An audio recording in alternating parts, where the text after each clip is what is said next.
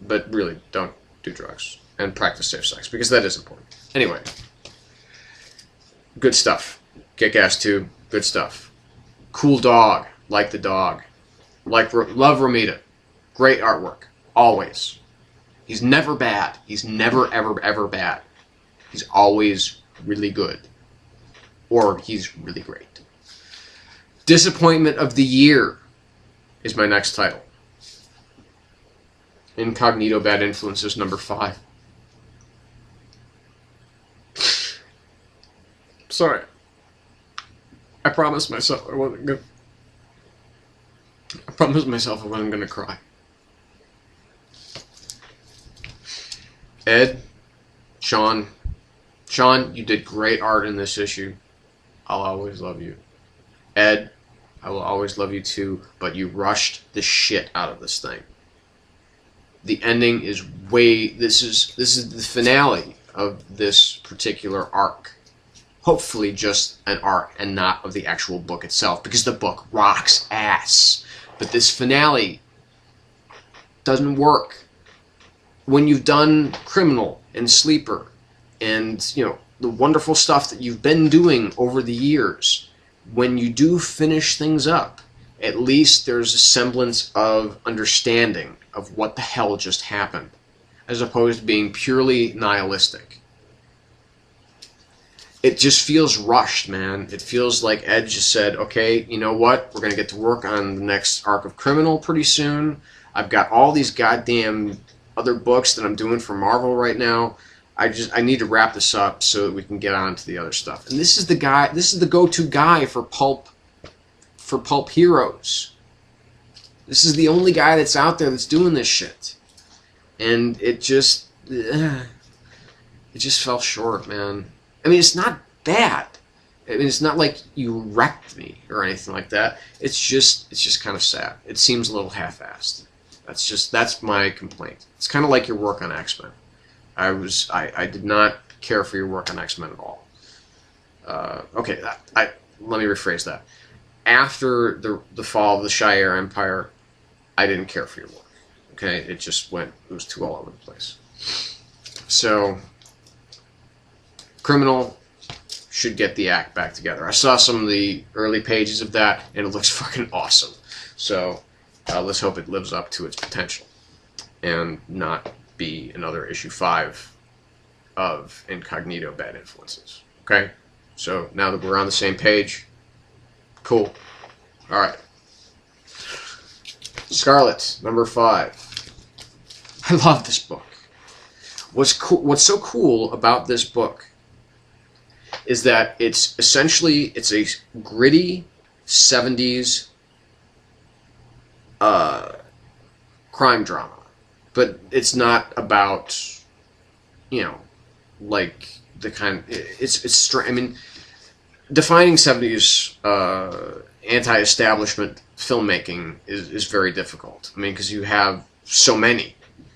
But this is very much a 70s anti-establishment film in comic book form, and it's a beautiful, beautiful thing. It's amazing. There's amazing work in here. Is, you know, definitely, you know, one of my favorite new books.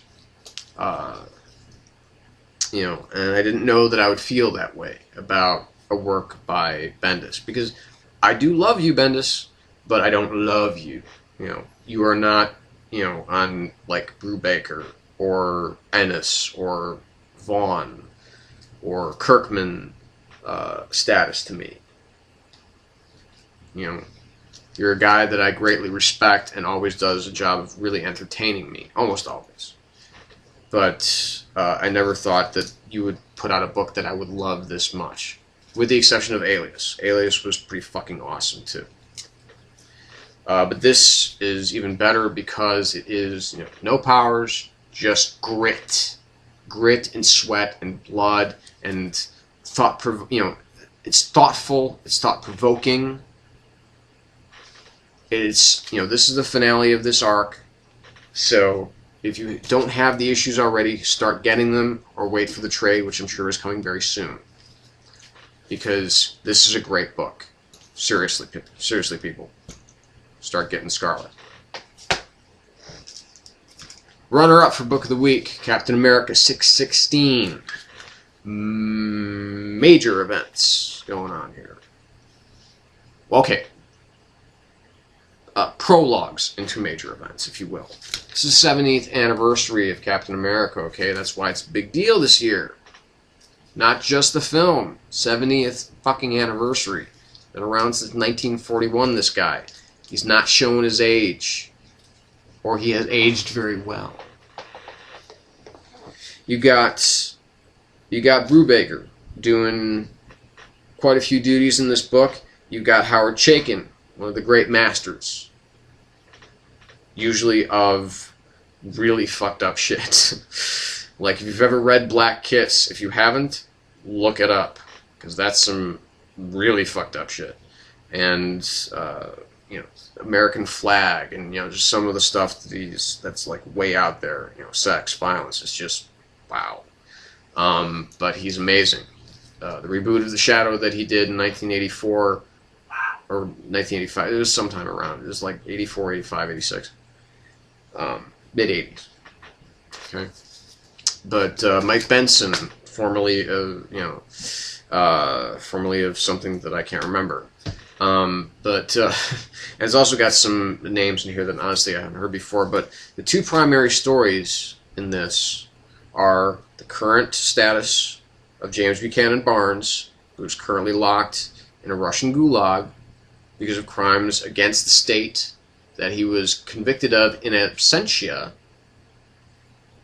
during the 90s, I believe, for something that he actually did in the 80s when it was actually still the Soviet Union. So I'm really not sure how they kind of put that one together, but he's in deep shit right now. He is in a gulag in Siberia, and he really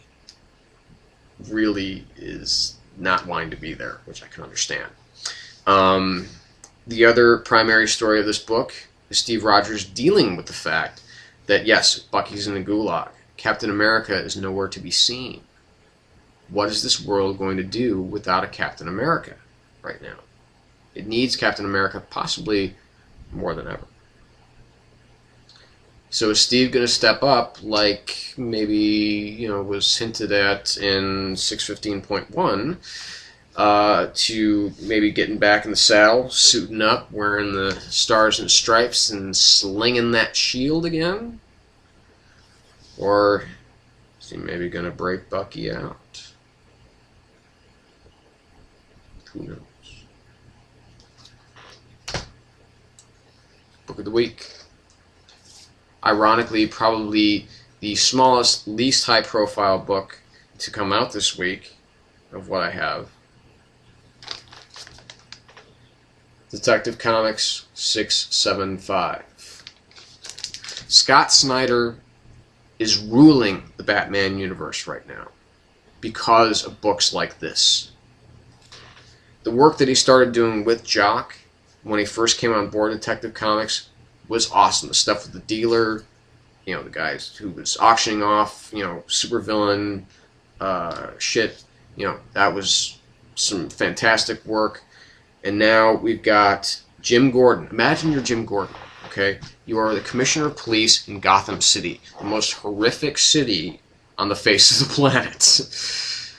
Well, at least in the United States, probably. It's like, you know, it's like the worst elements of like Detroit and New York and Chicago all mixed together in one.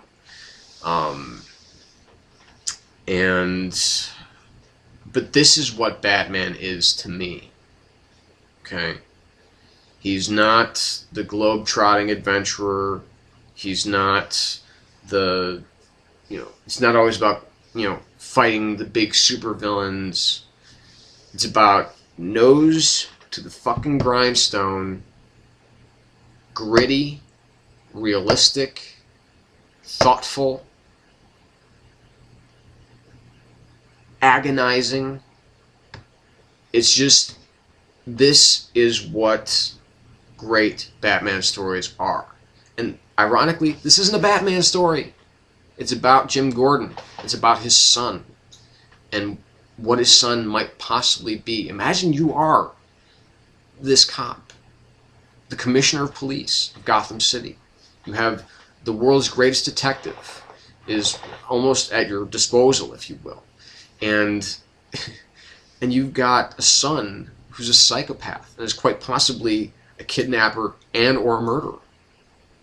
How do you deal with that? As a cop and as a father, how do you deal with that reality? And that's what Scott Snyder is exploring here. Francesco Francavilla is rocking the art right now. I mean, he is so pitch perfect for this work. It's just uncanny. I mean, it's amazing stuff. This is a great book right now, and Snyder's gonna, he's gonna keep on keeping on with this book. Okay, so he's gonna keep it going. He's gonna keep it out there, and goddamn if it isn't awesome. Okay, so start getting some detective. I'm sure you can find a lot of the back issues. They're not going for much right now because this is not a star-studded extravaganza with big life-changing events happening. This is the good stuff that we expect to see from Batman, or at least I expect to see from Batman. So that's it. That's all I got for this week for the new comics. Other than some other news, I recently started reading Invincible. Why nobody has told me about this series before and how great it is, I don't know. But you should have told me before, man, because it's so awesome. It's just, Kirkman. He just keeps killing it, man. He just keeps bringing it. From this, Walking Dead, Brit, Astounding Wolfman was awesome. Yeah. Anyway, that's it for the Shadow Gallery for this night. There might be stuff later on in the week. Who knows? Comic book news, comic movie news. By the way, Wonder Woman TV show is going to suck. So just, let's put that out of our minds right now and not even bother to watch. Okay? So, again, that's it. Thanks for tuning in, staying with me this long.